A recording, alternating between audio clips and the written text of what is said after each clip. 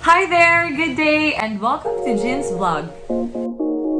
Before anything else, pagpasensya niyo na po, may mga konting noise lang po sa background kasi nagkakaraoke po yung neighborhood namin. So, yun. Alright, so today we will be talking about one of the most overlooked na disorder.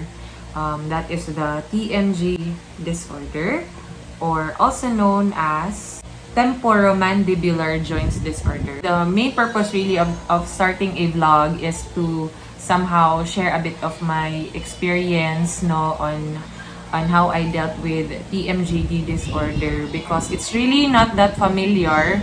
Like for me, I thought it was normal for everybody, pero hindi pala. So I hope that this series of videos will help you if ever nakaka-experience kayo ng mga similar na symptoms, similar experiences, no? Disclaimer lang din, I am no professional at all, but I will be sharing to you how I found out about it and how I dealt with this kind of disorder. So if you're feeling the same, it's best to seek advice from a professional ortho dentist. Alright?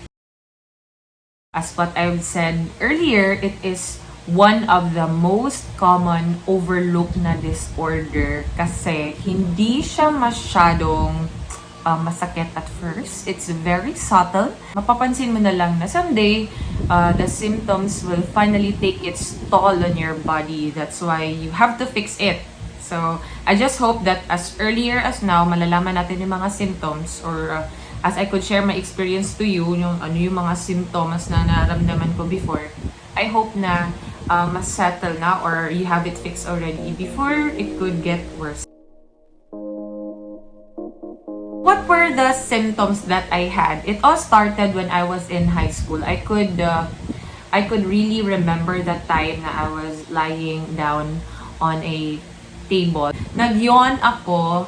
Maybe the position was very incorrect. Pag-yawn ko, I experienced this first ever lockjaw. I really panicked at that time. I didn't know what to do because I was alone, maybe. What I did was I forcibly closed my jaw. That it created a certain crack in a subtle manner na hindi ko talaga masyadong napansin right at that time. It created a clicking sound every time I open my mouth, like ganito kalaki, like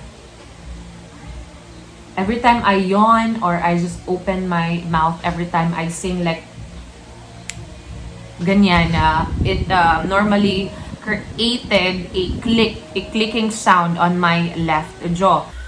This video was taken last 2019, so as you could notice, as I open my mouth, there is this certain kind of misalignment that is happening. You see that? Yung sa left and sa right ko, hindi talaga siya aligned. Hindi ko naman yan sinasadya. It was the normal way for me. Also, this goes to show that my jaw is misaligned. So I really thought it's normal. I thought everybody was experiencing it, so I just brushed it off. And then until I had a tooth canal with my my brother-in-law. He happens to be a dentist, and then that was around 2010. And then he heard the clicking sound. That's when he told me about TMJd. So I was like, oh, when you say disorder, medyo nagpapanik na tayo, no? Pero hindi ko pa masyado na-experience yung mga symptoms. But he then told me na eventually baka mag-create ito ng mga headaches, mga maybe vertigo, or things like that.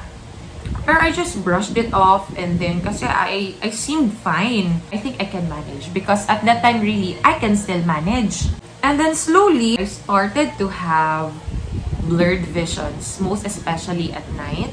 Blurry siya to the extent na gusto ko na lang talaga i-close yung eyes ko. Maybe that's one of the symptoms that really caught my attention, o baka naman one of the symptoms na ito na sinasabi ni Doc Seth, no, that's the name of my cousin, my brother-in-law. And I also had other tolerable symptoms like minor headaches, numbness sa jaw, numbness din sa mouth, which I really thought tolerable lang to, okay lang. Ayoko pa magpatingin sa orthodontist because not all dentists practice this kind of a specialty.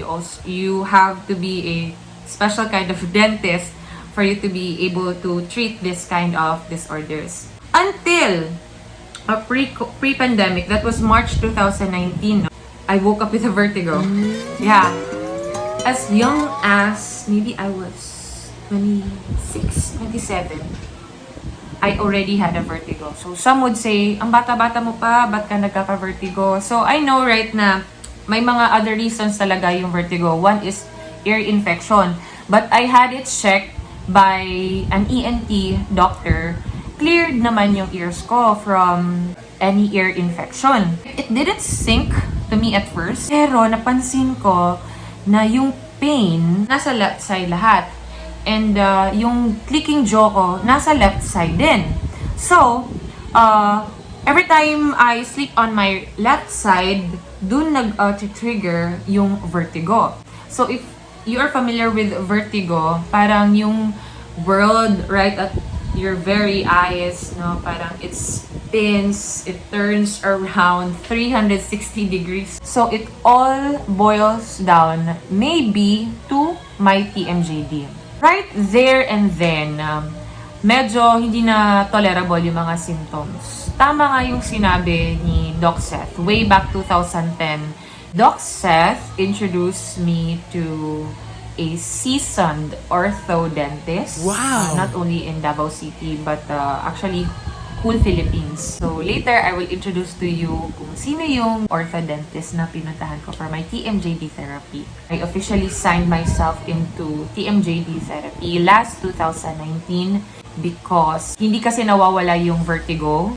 Even if I do away with coffee, it comes back occasionally.